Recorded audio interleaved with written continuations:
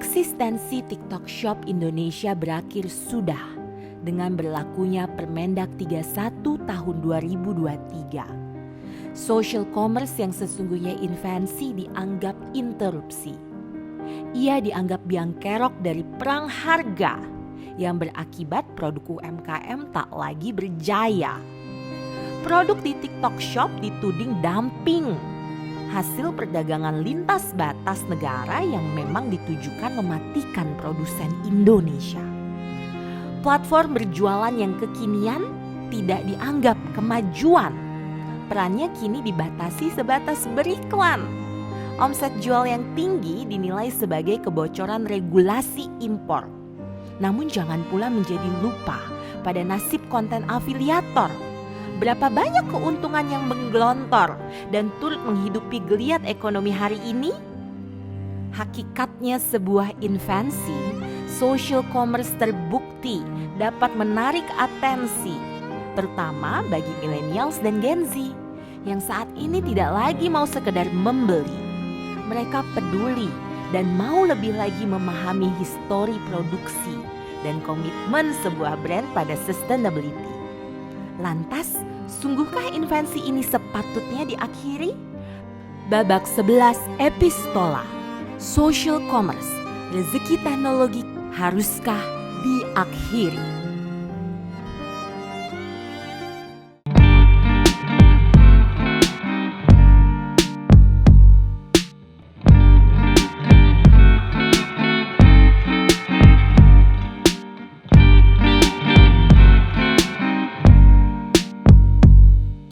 Swastiastu Sobat Forum Ken Kabare, kembali lagi bersama saya Aurora dalam Epistola babak 11. Baru-baru ini pemerintah Indonesia dikabarkan menghapus aplikasi TikTok Shop dari toko aplikasinya di Indonesia.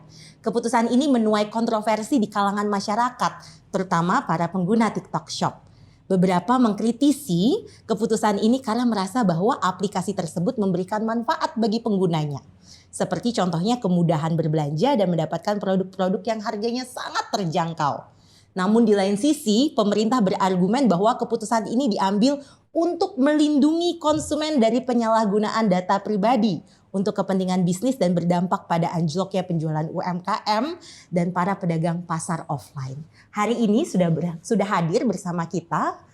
Selamat datang kembali Om Roy Suryo, pengamat telematika. Masih sama.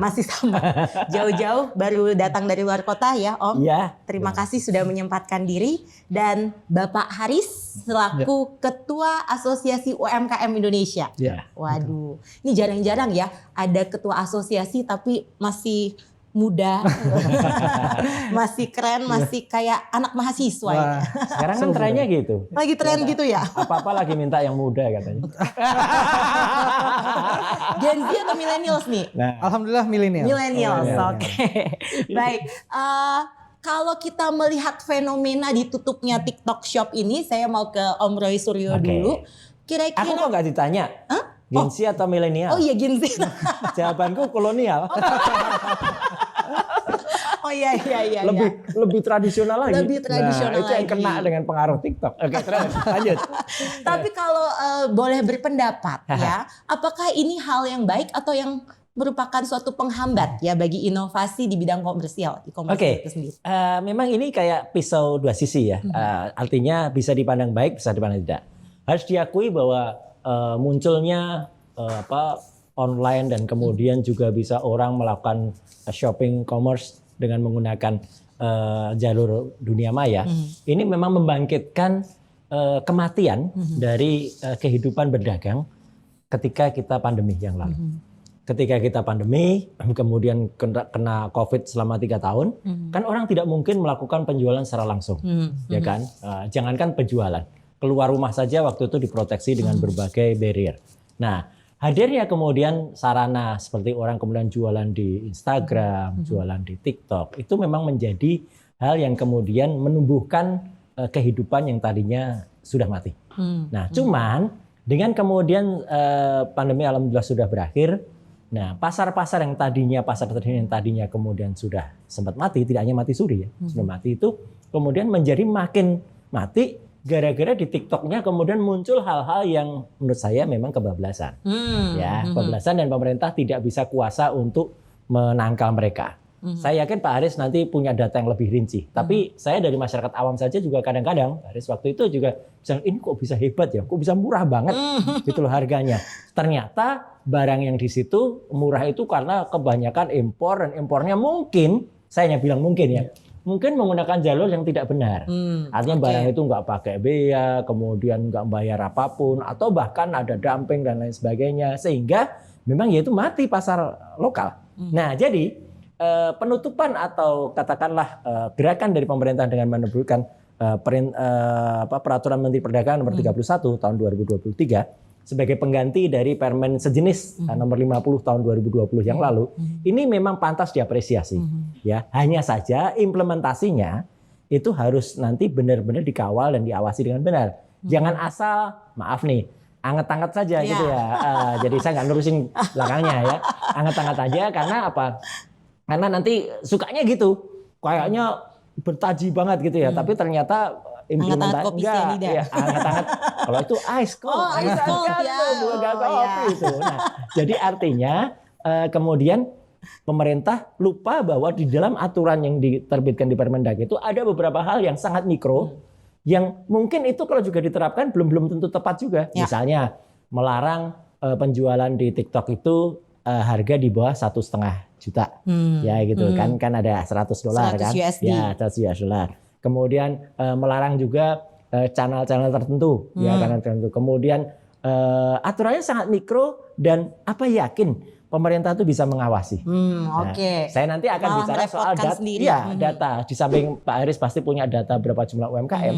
Memang TikTok ini luar biasa. Ya. Indonesia itu, ya, walau itu negara nomor 2 terbesar di seluruh dunia sebagai pengguna TikTok dan juga orang yang memanfaatkan fasilitas ini. Amerika memang pertama ya, dengan dia punya 116,5 juta pengguna TikTok. Indonesia itu di urutan kedua dengan 113 juta. Tetapi kemudian kalau di Amerika di-ban dengan dalih data protections ya. Setuju. Karena kan memang itulah yang terjadi juga di TikTok. Ada banyak hal-hal yang itu membuat kita enak aja gitu ngasih data, karena apalagi data itu sekarang adalah new gold ya gitu, jadi emas baru gitu. Kalau emas dulu itu kemudian the new oil, nah sekarang setelah oil gold, kemudian sekarang data. Data itu yang harganya sangat mahal dan orang Indonesia sayangnya mudah sangat banget, iya mudah banget nggak ngasih data aja ditawar-tawarin data dia gitu kan gitu.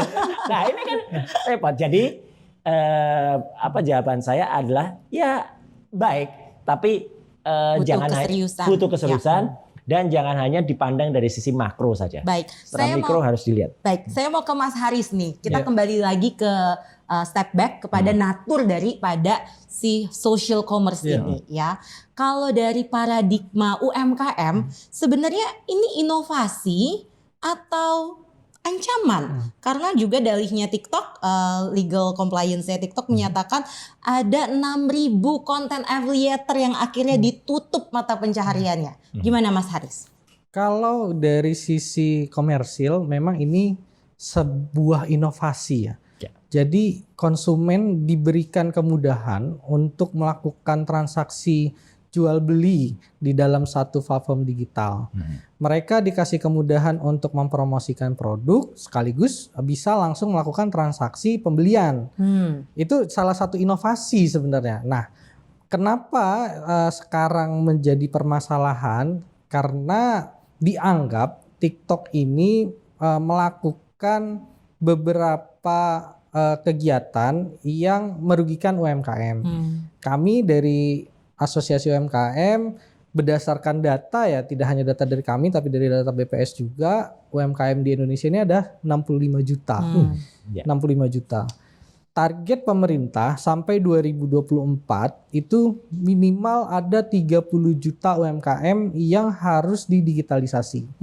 Target pencapaian di tahun 2023 ini kalau tidak salah masih sekitar 22 sampai 24 juta.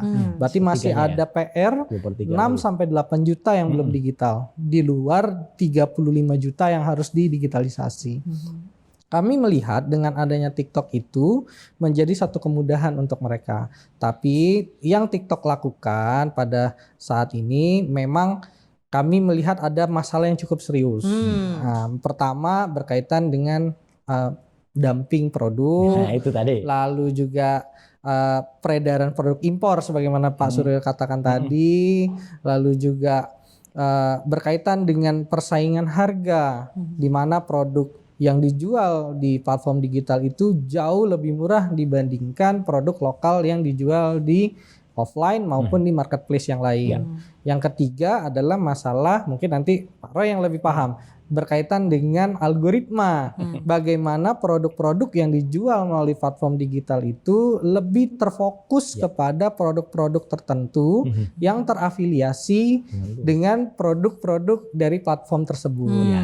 Oke, jadi produk asal negara tertentu ya yang kemudian dialgoritmakan menjadi bentuk marketing terselubung. Ya. Istilahnya demikian. Mau mengamini atau mau membantah nih Om Roy Suryo terkait dengan algoritma tadi. Apakah memang berperan akhirnya dalam membentuk preferensi masyarakat? Kalau itu jelas, apa yang dengan Pak Aris itu betul sekali. Karena itu memang fasilitas kemudahan yang disediakan oleh IT, oleh perangkat. Karena dengan IT itu memungkinkan dengan mudah. Dan bahkan kan IT itu juga mempelajari psikologi dari belinya. Dan itu yang tidak muncul di pasar tradisional. Kalau pasar tradisional kan tidak bisa diterapkan itu ya. Ini mungkin saya salah Pak Aris, tapi kan misalnya orang datang ke pasar tradisional, kan otomatis penjualnya tidak bisa mengerti dia lagi cari apa, sehingga kan belum tentu dia mau jualan apa. Apalagi kalau pembelinya perempuan kayak saya ya, ibu-ibu Pak. Banyak yang mau dibelikan gitu. Kalau ini banyak, kalau beli bawang pulang-pulang udah bawa tentengan macam-macam. Jadi apa ya, belanjanya tuh apa ya, mata belanjanya tuh anu banget gitu ya, haus lapar banget gitu. Tapi kalau di TikTok itu memang jadi profil itu, jadi orang tuh di profiler dulu. Kemudian dengan demikian dia seolah-olah memang sangat dimanjakan. Karena misalnya kemarin dia cari misalnya baju anak-anak seperti ini gitu ya. Besok dia login lagi, itu langsung di hadapan dia udah tersaji pilihan. Jadi dia memang dimudahkan. Nah ini yang harusnya, kenapa saya tadi bilang pemerintah itu jangan hanya mengupayakan mikronya, tapi juga makro. Saya sangat support atau sangat mendukung apa yang upaya yang dilakukan oleh teman-teman UMKM, yaitu melakukan proses perubahan dari manual ke digital, ya langsung aja loncat manual elektronik digital, dan kemudian dari situ diberdayakan. Jangan hanya menutup dari sisi ujungnya sana, tapi juga sumber daya manusianya ini kemudian kalau dimungkinkan dia dinaikkan levelnya, itu yang paling benar gitu. Dan artinya perlahan-lahan, tapi harus cepat juga. Ini namanya perlahan tapi cepat itu gimana ya? Kayak kita pesan es tapi panas gitu. Nah itu harus juga ini di-upgrade kemampuan dari para teman-teman di UMKM kita. Saya kira teman-teman UMKM pun sudah berusaha. Saya tahu pasti mereka sangat berusaha, Mas Arief, dengan mencoba mengikuti apa yang ada pada tren itu. Misalnya dengan mereka mencoba melakukan modifikasi jualan mulai dari IG, kemudian di TikTok gitu. Tapi ada lagi satu repotnya. Yang bermain sekarang bukan hanya UMKM tambah, para selebriti ini juga ikut selebgram, bukan hanya selebgram, memang selebriti. Kalau selebgram kan orang biasa tahu-tahu nyeleb gitu ya, ngetop. Selebriti beneran, kemudian malah mengambil ya haknya dari teman-teman UMKM. Ini kan ya kasihan gitu, kompleks kasihan UMKM-nya. Nah jelas mereka yang kan laku dong. Benar. Nah kalau kita lihat tadi ada isu juga terkait aspek sosial, kemudian juga aspek dukungan daripada selebriti langsung, dan juga tadi ada permasalahan algoritma. Lantas apakah Permendak 31 tahun 2023 ini sudah menjadi solusi yang tepat sasaran ya, atau jangan-jangan butuh solusi praktis lagi ya yang mungkin juga terkait dengan platform. Tadi sudah sempat dibuka oleh Mas Haris, ada upaya untuk mendigitalisasi UMKM. Setuju, bagus. Tapi sejauh apa dan seekspansif apa dibandingkan dengan pemain besarnya ya yang kita sedang diskusikan ini. Silahkan Mas Haris. Ya, kalau dari Permendak 31 2023 kita lihat memang ada hal positif di situ.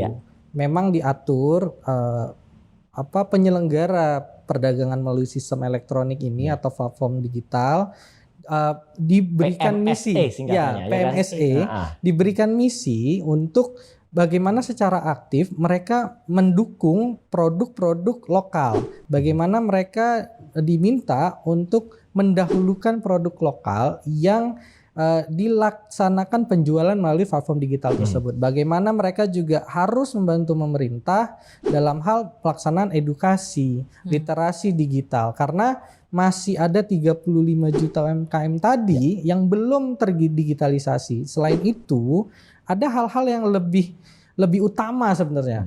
Pertama, dari 14.000 desa kita sudah seberapa banyak yang sudah ada sarana dan prasarananya.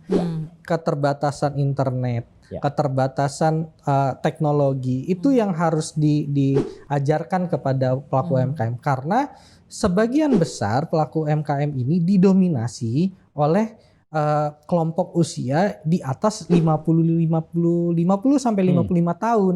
Nah, ini yang membuat pelaku UMKM ini tidak catch up gitu loh. Mereka agak lamban untuk mengikuti perkembangan teknologi yang sangat pesat gitu loh.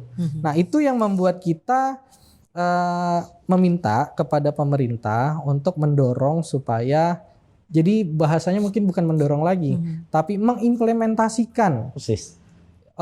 Harus melakukan bagaimana mengajarkan mereka untuk go digital tadi. Contoh misalnya ada salah satu platform digital yang bekerja sama dengan kami untuk memberikan literasi. Bagaimana cara untuk membuat organic konten original mereka. Bagaimana untuk memfoto produk ini supaya jelas terlihat. Karena kebanyakan UMKM menggunakan asal enggak presisi, tidak jelas. Lalu diajarkan juga bagaimana untuk mempromosikan dengan baik. Lalu mereka kita dampingi dalam 1 bulan dalam marketplace itu, apakah dalam 1 bulan ini traffic penjualan mereka baik atau enggak, terangkat atau tidak. Kalau tidak terangkat, apa yang kurang? Itu yang akan kita support. Lalu juga apa pelaku UMKM yang sudah baik, kita kasihkan pelatihan lebih lanjut. Bimbel lebih bagaimana yang tadinya mereka usaha mikro bisa berubah menjadi usaha kecil. Mereka yang usaha kecil meningkat jadi usaha menengah. Ya, jadi ada istilahnya UMKM naik kelas. Gitu. UMKM naik kelas dengan cara edukasi. Betul. Nah, saya mau kembali lagi nih ke Om Roy Suryo. Om, ini bukannya istilahnya, saya pinjam istilah Om ya, adalah regulasi mikro ya. Iya, benar. Ala kadarnya saja. Tetapi yang ingin saya tanyakan, bagaimana sebenarnya kebijakan tersebut bisa juga disusun untuk bisa memberikan platform tandingan yang ala anak bangsa sendiri, yang mana kita bisa jadi tuan di e-commerce kita sendiri dan nggak jadi masalah social commerce atau e-commerce dengan platform apapun. Setuju, 100%. Bagaimana kira-kira? Jadi gini, kenapa saya sebut mikro? Karena memang dalam Permendak nomor 31 itu ada beberapa yang sangat disasar ya, kayak misalnya standar harga itu disasar. Tapi ada hal-hal yang misalnya pelatihan itu tidak difokuskan mau kemana. Artinya apakah UMKM itu mau mereka dilatih semua untuk memasuki loka pasar ya, loka pasar itu marketplace ya, istilah sekarang, yang kemudian mereka harus siap dengan itu atau enggak gitu. Saya sangat setuju para pelaku seperti teman-temannya Pak Haris dan kawan-kawan ini, misalnya mulai mengimplementasikan apa yang ada jadi mulai dengan ada pelatihan, mulai dari hal yang sederhana tadi, harus dari sederhana. Ya, dari bagaimana menata barangnya, ya jangan asal tiba-tiba diambil dari sini ini gitu ya, gitu. Tapi kemudian apakah angle-nya juga disusun dengan baik, lighting-nya juga kemudian kalau mereka juga diatur ya kan, diajarin kayak gitu tuh bisa meningkatkan juga mereka gairah mereka untuk melakukan hal-hal meningkatkan pasar tadi, meningkatkan naik kelas tadi, ya gitu ya. Jadi kenapa saya bilang itu terlalu mikro ya, jangan makro? Karena ya itu kesannya hanya kemudian karena orang ribut semua menyalahkan TikTok, akhirnya yang disasar TikTok, ya kan? Benar. Dan sudah ditutup kemarin gitu. Tapi kan platform yang lain juga masih ada. Dan tidak ada yang milik anak bangsa. Itulah repotnya, ya. Dan repotnya lagi, ini nggak mungkin, ini kan nyesayaan yang tidak mungkin bisa di stop atau dibendung.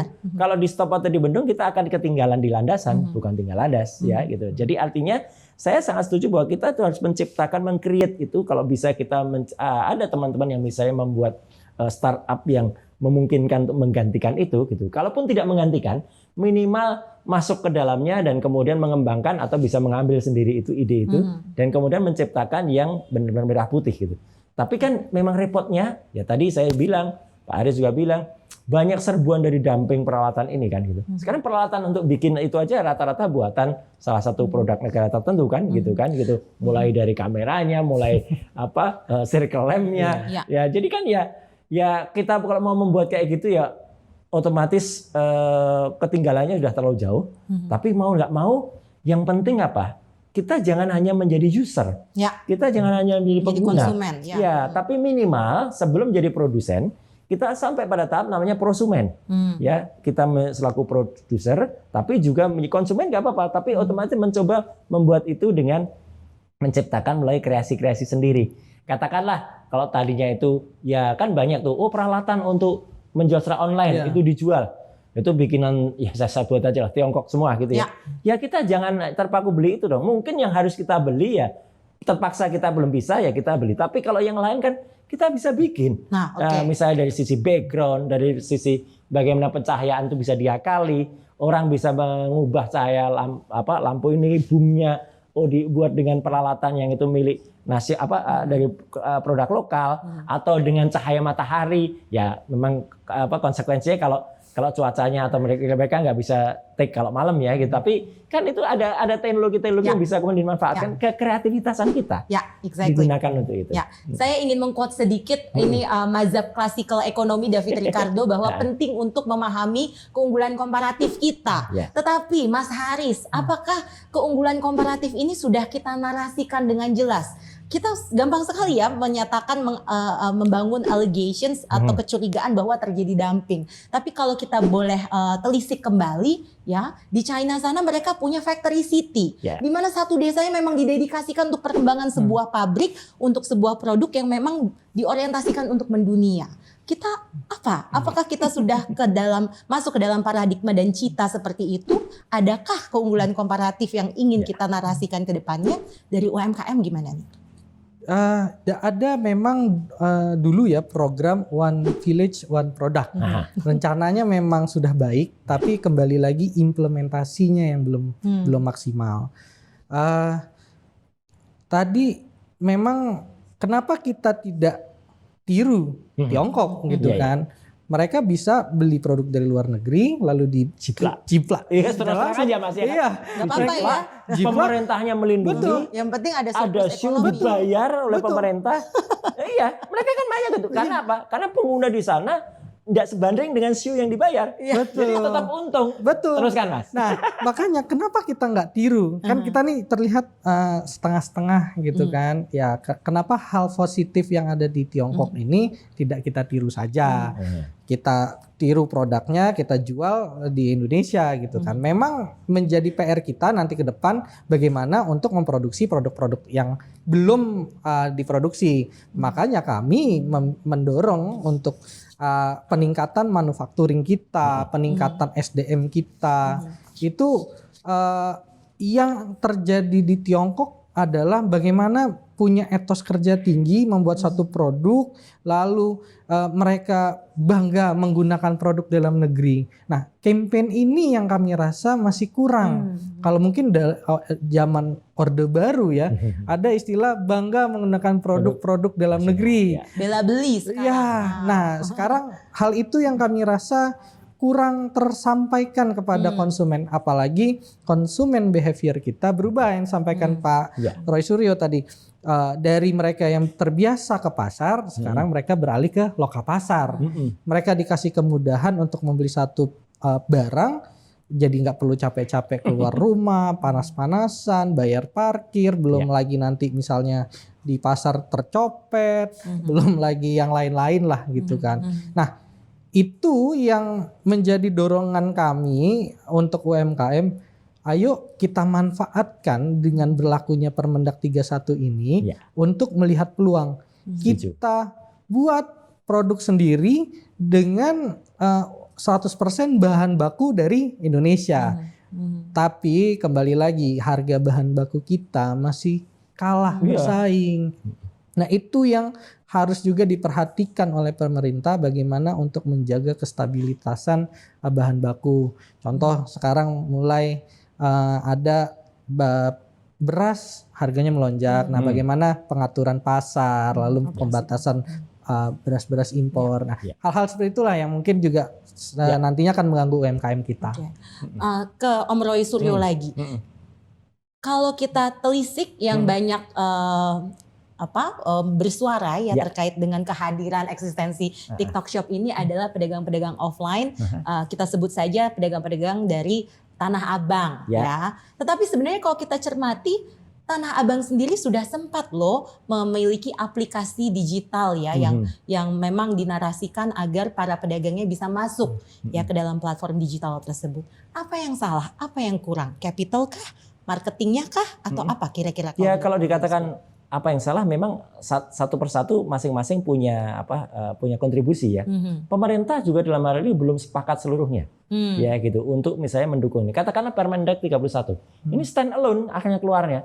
Coba dia didukung misalnya kemudian Kementerian Kominfo juga bikin misalnya latihan tadi hanya diambil oleh Kemendag ya, karena Kemendag tidak punya jalur untuk dia bisa melatih katakanlah pasar orang-orang yang bisa dilatih untuk go to digital. Habis itu misalnya Kementerian Pendidikan Ristek ya, Kemdikbudristek juga misalnya membuat kurikulum atau terapan yang bisa kemudian mendorong ini. Nah, sehingga ini kemudian bisa menjadi satu network dari government-nya sendiri. Kita harus punya, jangan hanya ini dibiarkan sendiri, nanti lama-lama ya kayak pendata digitalan secara nasional, semua pengen menguasai itu sendiri-sendiri, akhirnya nggak nyambung kan, gitu. Saya ambil contoh ya, mohon maaf, contoh dari kota saya gitu ya. Pemerintah daerahnya dengan dana istimewa itu punya aplikasi namanya Sibakul. Ya, Sibakul itu penjual dalam bahasa daerah. Nah, itu dilakukan training terhadap para pedagang di Beringharjo, di Sentul, di pasar-pasar yang ada, ya, melibatkan kita semua juga gitu. Jadi ya pihak kampus juga diajak. Nah, di sini kan Permendag ini kan kalau saya lihat kan yang ngerjain juga dikerjain sendiri gitu ya. Artinya kemudian tidak melibatkan juga kampus ya. Kalau misalnya presiden saja, ini kita ambil contoh baiknya saja ya. Misalnya dia mengajak influencer, mengajak kemudian selebriti untuk kemudian memasarkan, ya kemarin misalnya memasarkan IKN, memasarkan kereta gitu ya. Kenapa tidak juga para influencer itu juga kemudian memasarkan bagaimana UMKM-nya? Jangan hanya malah mereka ngambil ceruk di situ gitu loh kan. Kalau ngambil ceruk di situ kan kasihan UMKM-nya gitu loh. Mereka sih dipakai untuk membangkitkan, jangan kemudian mereka malah jualan gitu. Ini otokritik saya terhadap teman-teman kan gitu. Tapi artinya adalah dari sisi yang kurang-kurang tadi itu harusnya dikejar ke sana. Kenapa? Karena sebenarnya musuh kita masih lari lebih kencang lagi.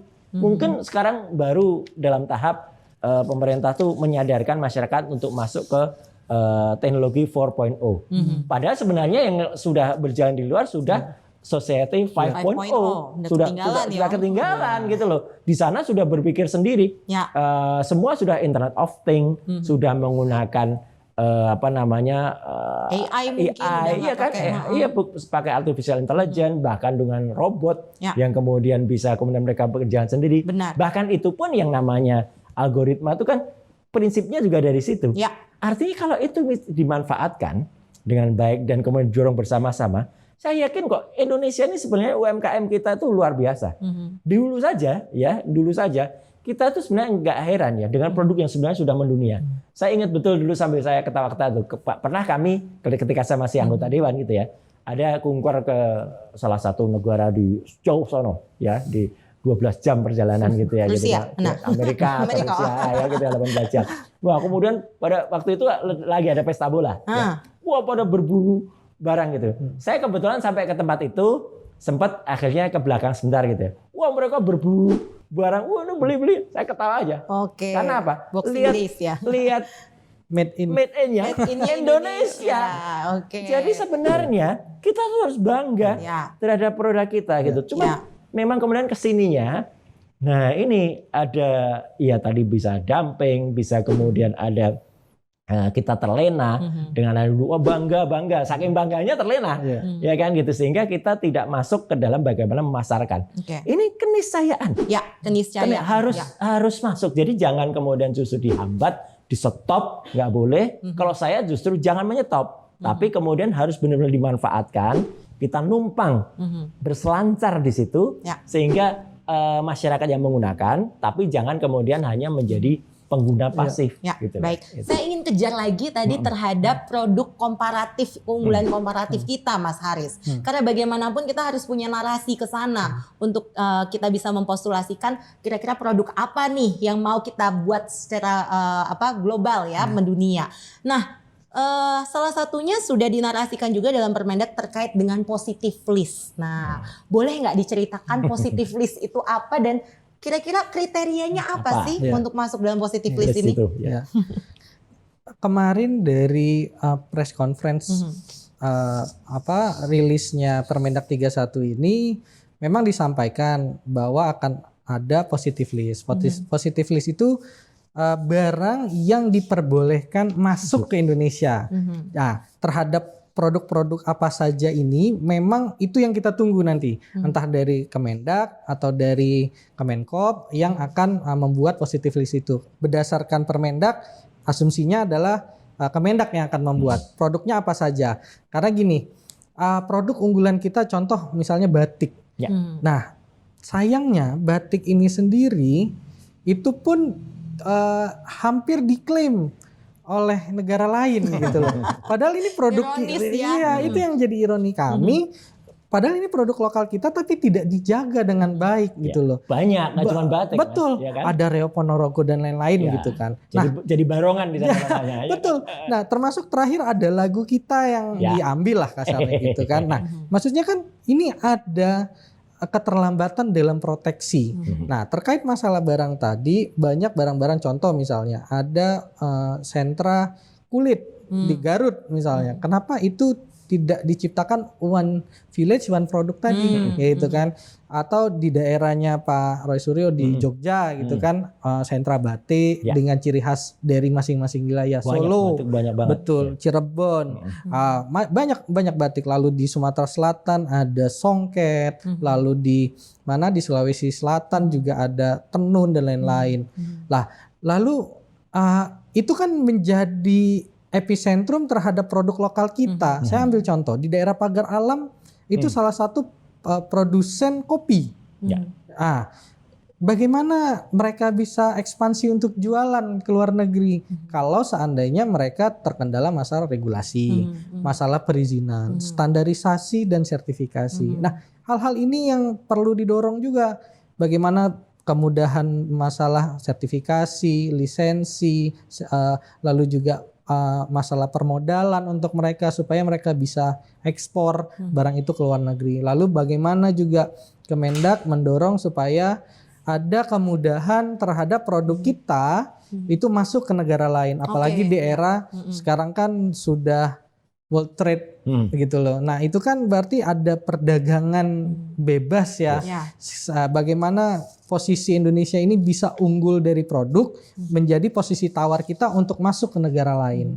Apalagi kita ketua ASEAN ya, yang mana ASEAN diprioritaskan untuk bisa menjadi masyarakat ekonomi ASEAN nanti ke depannya ya. Oke, baik.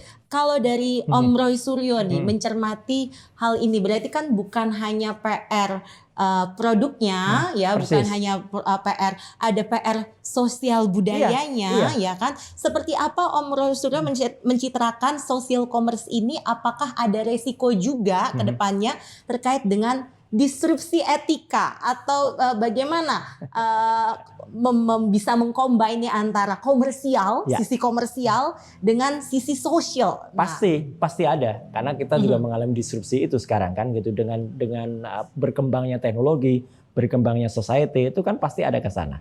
Ya, tapi saya sedikit ambil contoh. Tadi yang disampaikan Pak Haris tadi betul. Jadi artinya hal-hal yang kalau tidak kita jaga itu lama-kelamaan aja diambilin keluar gitu. Ya, sama negara tetangga itu ya. Lagu kebangsaan mereka aja sebenarnya keroncong kita gitu. Ya, kan memang begitu. Ya kan gitu. Sekarang barusan mau ngambil lagu Bandung itu ya kan. Jadi ya. Tapi sebenarnya itu hal yang tanpa perlu ribut. Thailand juga melakukan itu. Artinya mereka melakukan sosialisasi dengan menggunakan secara itu dengan kuliner. Kalau kita ingat Tom Yum, ya udah pasti Thailand. Kita udah langsung Thailand dan di rumah makan manapun sekarang itulah mereka masuk menggunakan Tom Yum gitu kan. Indonesia sebenarnya lebih unggul dari negara tetangga kita sebenarnya. Kita punya nasi goreng itu yang lebih terkenal daripada nasi lemak kalau Malaysia. Malaysia sekarang lagi hati-hati tapi hati-hati loh Mas Haris. Malaysia sekarang juga lagi gencar mempopulerkan nasi lemak gitu. Ya gitu yang konon asalnya itu dari kata dulu nggak sengaja ada sebuah keluarga gitu ya. Itu yang kemudian menumpahkan santan ke dalam nasi ya. Kemudian ketika ibunya bilang, "Apa ini?" gitu. Kemudian nasi le, mak. Nah, itu jadi nasi le, mak. Oh, ada maknya. Ada maknya itu. Tapi itu jadi cerita yang kemudian diolah sedemikian rupa menjadi cerita yang menarik untuk dijual. Indonesia luar biasa. Kita bicara nasi goreng saja, itu kan misalnya dari ujung Sabang sampai dengan sampai Indonesia Timur pun ada. Nah, produk UMKM pun juga gitu, batik ya yang Mas Haris kenakan ini yang kemarin juga kita baru saja memperingati Hari Batik kan. Itu kan luar. Ini saya cukup salut ya, pemerintah mencoba mendorong itu. Tapi juga jangan hanya mengangkat dan itu mengangkatnya dalam tahap terlalu elitis ya. Harus juga masuk ke level-level para perajinnya. Karena perajinnya ini bagaimana mereka kemudian didorong untuk memproduksi tapi tidak dibantu juga dengan upaya untuk melakukan supporting kepada mereka. Nah, kalau mereka disupport, otomatis distribusinya tidak kemudian menjadi merusak mereka, gitu ya. Gitu. Tapi mereka bisa kemudian jadi malah sekali lagi saya menggunakan kata tadi berselancar di situ. Ya, tentu ada resikonya, tentu ada bahayanya, ya. Tapi saya tetap melihat bahwa dulu tumbuhnya social commerce ini, itu dulu juga yang menyelamatkan kita dari pandemi. Nah, jadi jangan kemudian justru karena sudah jalan di stop tapi mau kembali ke belakang jadinya malah backfire gitu ya. Harus juga di belakang itu didorong, ke belakang itu didorong lagi supaya menggunakan teknologi yang pas. Yang pas dan juga yang difasilitasi oleh pemerintah dengan misalnya mengadakan misalnya dengan sederhana di pasar-pasar diaktifkan mereka bisa menggunakan wifi yang oleh baik mulai dari pemerintah daerah, kemudian nanti pemerintah pusat juga ada, dan supaya itu melindungi mereka tidak bisa digunakan untuk akses-akses yang aneh-aneh. Itu kan tinggal cara-cara saja. Nah, harusnya aturan-aturan mikro pun dibuat di situ. Di bawah Permen ini ada misalnya nanti ada peraturan-peraturan yang lain ya. Termasuk mungkin Satgas e-commerce ya yang kita nantikan. Itu yang tadi saya bilang di sesi awal tadi ya. Bagaimana Satgas e-commerce itu bisa kemudian melakukan tidak hanya pengawasan tapi juga pembinaan terhadap 113 juta para pengguna TikTok dan juga pengguna sosial media yang ada. Karena dengan sosial media plus social commerce yang kemudian mereka sudah terjun ke sini, ini potensinya besar banget di Indonesia. Kalau kita ambil contoh dari China tadi, dari Tiongkok tadi, mereka punya sumber daya manusia yang besar, dimanfaatkan oleh pemerintah. Ayo bajak bersama-sama gitu kan gitu. Kemudian setelah bajak bayarin ada penaltinya, otomatis mereka gunakan ya nggak bisa apa-apa yang di sana. Gitu. Dan goalnya jelas ya, produksi sebesar-besarnya untuk menekan harga produksi sampai pada nol. Betul. Sampai pada nol. Saya harus bilang ya sekali lagi Mbak Ola, ini kita mampu sebenarnya melakukan itu. Gitu. Hanya saja kadang-kadang ya adalah idiom yang masih berlaku gitu. Kalau bisa lambat ya ngapain dicepat-cepat. Nah, ini kan repot gini. Karena ada yang meraup keuntungan di tengah-tengah matinya lambatnya proses tumbuhnya UKM ini gitu lah. Itu kan yang repot gitu. Jadi menurut saya ya ayolah kita gerak bersama ya untuk kemudian membangkitkan lagi. Gitu. Ya, saya ingin pertanyaan terakhir ke Mas Haris nih, karena Permendak ini kan berlakunya nasional ya, dan bukan hanya TikTok Shop saja. Kita tahu berbagai platform social commerce juga santer sebenarnya mengelola social commerce ini dalam platform mereka. Salah satu di antaranya ada YouTube, Facebook, Instagram, Instastory yang tinggal scroll down juga bisa langsung shopping. Nah, kira-kira dengan adanya Permendak ini ya, yang kemudian membuka potensi untuk platform-platform social commerce itu tadi nanti ke depannya ditutup, akan membuat kita ketinggalan zaman atau bagaimana prediksinya? Apakah malah akan membantu UMKM untuk bisa mengeluarkan inovasi-inovasi lagi? Makanya dari keluarnya Permendak 31 ini kami sampaikan ke UMKM. Ayo kita sama-sama move on, tidak perlu gusar, bahwa kita masih bisa menggunakan platform digital khususnya sosial media sebagai media pemasaran dan promosi terhadap barang-barang kita. Tinggal bagaimana caranya berinovasi melalui produk, lalu juga bagaimana kita punya kemampuan secara digital untuk memanfaatkan tadi, ya seperti Pak Roy Suryo bilang, berselancar, gitu loh. Kita manfaatkan peluang ini supaya kita bisa mengembangkan produk tadi. Contoh misalnya, bagaimana kita membuat konten original supaya menjadi viral. Nah, itu kan bagian dari manfaatnya sosial media tadi. Memang Permendag 31 ini tidak ditujukan ke satu platform digital saja, tapi kepada yang lain. Nah, tinggal pemerintah mau menerapkannya dengan serius atau tidak. Satu juga Mas, aku titip lah ke teman-teman.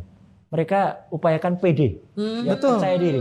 Ya karena itu kelemahan kita. Terus terang ya. Jadi mereka terlalu sopan, kemudian enggak nanti takut lah gitu loh.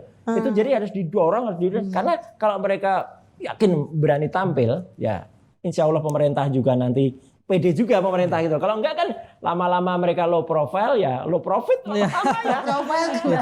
Terlalu humble. Akan menjadi low profit. Oh iya oke baik. Makanya memang kita selalu mendorong pada UMKM, ayo kita inovasi. Ya. Bagaimana kita jangan sampai ketinggalan dengan negara lain. Contoh misalnya ada produk sepatu atau jaket kulit. Ayo kita berinovasi sesuaikan dengan model dan gaya terkini. Jangan sampai nanti produk UMKM itu dianggap sudah ketinggalan zaman. Nah, itu kan memang menjadi PR kita semua. Terkait masalah nanti pengawasan itu adalah ranahnya pemerintah. Tadi Pak Roy Suryo sampaikan pengawasan terhadap 113 pengguna TikTok ini kan agak sulit gitu kan. Ya, tapi bagaimana caranya kita harus bisa, lalu bagaimana mengatur supaya produk yang impor itu memang benar-benar terbatasi berdasarkan Permendag 31 2023 ini. Maka penting positif list itu ya. Ya, makanya kita tunggu nanti dari pemerintah untuk segera mengeluarkan, karena kan TikTok dikasih waktu 1 minggu. Nah, boleh nggak nih kira-kira kita kasih deadline juga ke pemerintah, misalnya 1 minggu harus mengeluarkan positif list gitu kan. Dikit aja. Baik. Jadi jangan sampai kemudian kebijakan ini berakhir seperti kebijakan thrifting yang kemarin terjadi, ya kan? Yang masalah itu sebenarnya bukan pakaian bekas yang dari luar, bukan. Tapi barang-barang yang terlalu murah, pakaian yang mungkin di sananya memang dibuang, terus sampai di sini kemudian masih dijual, dan itu ya jauh pasti lebih murah daripada produk lokal di sini. Itu sebenarnya masalahnya. Jadi harus tepat. Permendag 31 ini adalah menyembuhkan dari apa yang kurang. Jangan kemudian malah membuat masalah baru. Baik, kita ke garda depan peradaban Indonesia, mahasiswa. Silahkan, ada pertanyaan dari mahasiswa? 1 atau 2 ya. Sebelumnya terima kasih atas kesempatannya. Di sini saya ingin bertanya perihal bahwa masyarakat senang untuk berbelanja di e-commerce karena produk luar negeri yang dapat dijual dalam platform tersebut. Apakah sekiranya ada solusi dari mungkin Om Roy atau Mas Haris untuk Indonesia dalam memperkuat pasar internalnya dari pedagang luar negeri, mengetahui stigma masyarakat Indonesia bahwa produk luar adalah produk yang lebih baik? Mau menarik ini ya. Ada paradigma seperti itu loh. Silahkan, monggo mulai dari Mas Haris atau Om Roy. Saya mungkin melihatnya juga dari sisi yang lain. Selain kita mungkin terlalu sudah percaya bahwa produk luar itu lebih baik, padahal luar tuh bisa aja misalnya produknya dari Vietnam, dari itu kan dianggap luar juga kan, dari Thailand, ya sama aja dengan kita kan baik kita. Nah, coba lihat hal-hal yang unik yang bisa dipasarkan oleh kita, yang tidak ada di luar, dan kemudian itu yang kita pasarkan di luar, sehingga tidak ada pesaingnya di luar, karena itu produknya unik dari Indonesia. Ya, itu salah satu caranya untuk menangkal itu. Contohnya tadi disebut ada batik, ada kerajinan, ada kemudian barang-barang kebudayaan, mungkin sedikit agak bukan mistis ya, tapi misalnya ada batu atau apa atau logam apapun gitu ya. Bahkan sekarang keju Om lagi ngetren keju buatan dari susu kambing ya kan, ketika dari produk-produk luar kejunya dari sapi New Zealand, wah kita dari embe. Betul. Makanya kan juga itu bisa juga kan dijual dengan apa lokal dari Indonesia gitu. Kalau kita memang belum, tapi di samping itu jangan lupakan tadi statement tadi bagus sekali ya. Harus kita bisa juga mengalahkan mereka, tapi memang harus ada kekuatan nasional yang ikut melindungi. Gimana tekstil bisa lebih murah di Cina atau di Tiongkok ya? Kalau negaranya tidak ikut mendorong itu ya kan di sana kan dia didorong gitu loh. Dan Kemudian, infrastruktur ya dan juga bisa di sana produk-produk plastik, produk-produk dari itu mungkin kita agak jauh ketinggalan. Tapi dengan adanya hal tradisional atau bahkan unik dari Indonesia itu dulu yang bisa untuk menjawab minimal kita tidak timpang ya kan. Jadi ada perlawanan dari kita. Nah baru setelah ada perlawanan, nah kita kemudian mempelajari apa yang ada seperti yang dikatakan Mas Haris tadi, mempelajari apa yang di sana, kemudian gunakan sumber daya yang ada di sini. Oke, dari Mas Haris. Ya itu memang menjadi kita sebagai rakyat Indonesia yang harus menumbuhkan rasa kecintaan terhadap produk lokal kita terlebih dahulu. Karena akan menjadi percuma ketika kita sudah berusaha menciptakan kualitas produk yang baik, tapi paradigma kita masih beranggapan produk luar negeri tetap yang terbaik. Nah, itulah yang tadi mungkin Pak Roy Suryo bilang, mungkin ditanamkan edukasi kepada anak-anak muda ke depan, bagaimana kementerian lembaga terkait mengkampanyekan terhadap produk-produk Indonesia, lalu tidak hanya sebatas Hari Batik Nasional. Tapi kalau kita acuannya ke Permendak 31 ini di pasal 36-nya menyampaikan bahwa ada hari belanja online produk nasional. Jadi belanja online-nya tidak hanya produk-produk umum atau produk-produk impor saja, tapi produk-produk lokal. Contohnya makanan kita, baju-baju kita, lalu di mana di Lahat tuh ada gula merah yang gula aren yang terbaik di Indonesia. Itu kan bisa dipromosikan bagaimana, apalagi tren coffee shop ice cold tadi kan. Itu menggunakan gula merahnya itu dari produk kita gitu kan. Jangan nanti kita menggunakan produk impor dan lain-lain. Nah, kami juga mendorong kepada UMKM untuk berinovasi supaya si konsumen ini tidak merasa produk luar negeri itu jauh lebih bagus. Produk kita jauh lebih bagus kok. Ya, saya ambil contoh, saya pakai menggunakan batik dalam negeri, pakai sepatu dari dalam negeri, dan itu dan terlihat ganteng ya. Dan itu memang dan itu memang awet gitu loh. Kan kita beli suatu produk dengan kualitas yang baik tapi dengan harga yang murah kan gitu. Itu kita Indonesia bisa kok untuk menciptakan itu. Tinggal niat konsumen mau membeli atau tidak. Baik. Oke, baik. Ada satu lagi pertanyaan mungkin dari mahasiswa, silahkan. Sebelumnya saya ingin terima kasih atas kesempatannya. Perkenalkan, nama saya Rania. Tadi sempat disinggung bahwa pemerintah ingin mendukung agar UMKM go digital ya. Mengingat bahwa masih banyak yang belum melek teknologi. Pertanyaan saya adalah bagaimana pemerintah dapat meyakinkan pemilik-pemilik UMKM bahwa dengan beralih ke sistem digital akan lebih menguntungkan untuk mereka. Terima kasih. Oke. Apakah beralih ke platform digital adalah keniscayaan keuntungan? Nah, tadi kalau platform digital adalah keniscayaan, tapi profitnya niscaya nggak nih Mas? Atau butuh perjuangan sendiri? Monggo, silakan Mas Haris. Iya, kita kembali lagi dengan acuan di Permendak 31 tahun 2023 itu diharapkan bisa memberikan equal playing field kepada pelaku UMKM. Nah, makanya di situ juga kita mendorong ke pemerintah bagaimana untuk meregulasi kembali kaitan dengan produk-produk impor. Karena produk impor inilah yang menjadi kelemahan UMKM kita. Selain itu juga bagaimana mengkontrol bahan baku supaya stabil. Lalu juga meningkatkan kualitas SDM, meningkatkan manufaktur produksi. Memang kita masih lemah terhadap manufaktur. Belum semasif di negara-negara lain. Kita ambil contoh di Tiongkok, mereka bisa menghasilkan konveksi itu sampai ribuan piece dalam sekian jam, bahkan mungkin puluhan ribu piece dalam sekian hari. Nah, tadi pertanyaannya memang bagus.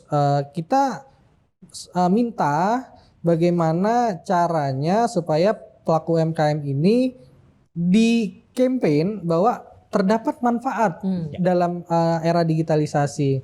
Contohnya campaign mengenai pemasaran produk ini jauh lebih mudah kepada konsumen.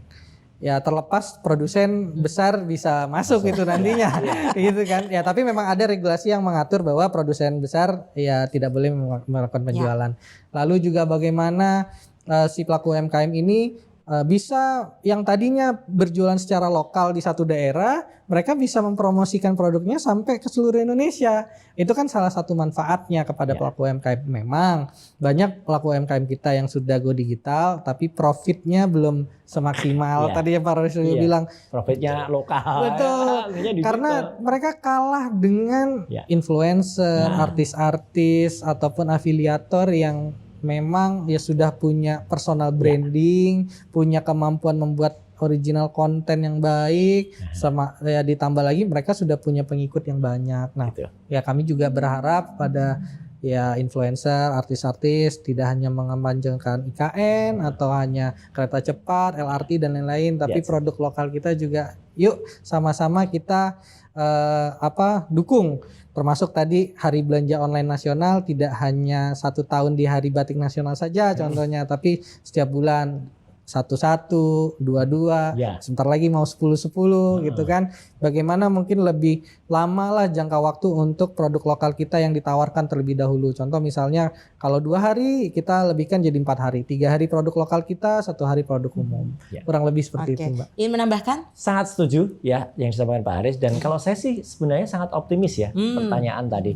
Karena gini, orang Indonesia tuh apalagi semakin ke belakang, itu sebenarnya semakin tanggap, semakin ramah terhadap teknologi. Dulu memang betul ada istilah gaptek ya, gagap teknologi. Tapi kalau sekarang tuh gaptek menjadi tanggap teknologi mereka. Karena apa? Karena kalau kita lihat sekarang, terutama justru cewek-cewek ya, justru para wanita, para ibu-ibu, dia hanya wanita, cewek, tapi juga ibu-ibu, itu juga sekarang menggunakan media sosial commerce-nya pun ya, tidak hanya e-commerce, tapi sosial commerce-nya pun sudah mulai tumbuh. Dimulai dari hobi. Ya, dimulai dari hobi, kemudian kecintaan, kemudian mereka memasarkan. Sekarang ada juga misalnya di usia-usia tertentu yang sukanya traveling, ya ternyata penyelenggaranya juga di antara kaum ibu-ibu itu sendiri. Jadi mereka sambil membuat foto-foto di tempat nggak mau kalah eksis kan gitu, di tempat-tempat yang instagramable ya, kemudian mereka mempopulerkan itu sekaligus jualan di situ. Jadi disupport oleh putra-putrinya, kerabatnya, mereka juga punya UKM di situ, dan itu bisa sangat mendorong semuanya jadi masuk.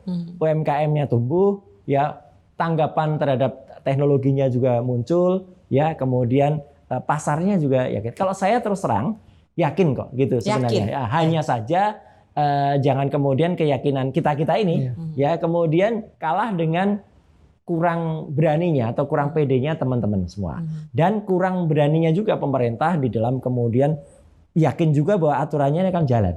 Kalau pemerintah yakin nih jalan dan kemudian diberi fasilitas yang bagus, insya Allah ini semua akan bergerak bersama. Dan kita punya keunggulan ya. Sekali lagi 278 juta rakyat Indonesia. Ini kan potensi yang sangat luar biasa, ya kan? China unggul karena jumlah penduduknya. India juga bisa menjadi negara penghasil software di Bangalore dan sebagainya gara-gara jumlah penduduknya. Kita kenapa hanya jadi pengguna saja gitu kan? Jangan sampai. Ini harus kita manfaatkan kebangkitan ini dengan tadi ya Harbolnas tadi, Hari Belanja Online Nasional itu jangan hanya manfaatkan 1-1, 2-2. Jangan kalah sama demo ya. Kalau demo aja ada 2112, masa Harbolnas hanya 112 tuh kan. 10 ada, nanti 11 ada, dan itu khusus untuk produk dalam negeri. Setuju. Ya, ada. Jadi benar-benar produk dalam negeri yang itu otomatis nanti multiplication efeknya itu kan ada. Ya, baik. Berbicara tentang social commerce, berbicara tentang berbagai dimensi. Ada perlindungan data, ada perlindungan konsumen, dan ada persaingan usaha. Ketiganya menjadi peran penting yang tidak boleh diabaikan dalam menyusun strategi regulasi nasional. Walau demikian, kita patut sadari social commerce juga memiliki peluang besar. Bagaimana akhirnya konsumen bisa didekatkan dengan branding value dan juga latar belakang dari produk yang bisa diperkenalkan lebih jauh lagi. Daripada menganggap sebagai ancaman, ayo kita kelola kesempatan yang ada sebagai peluang.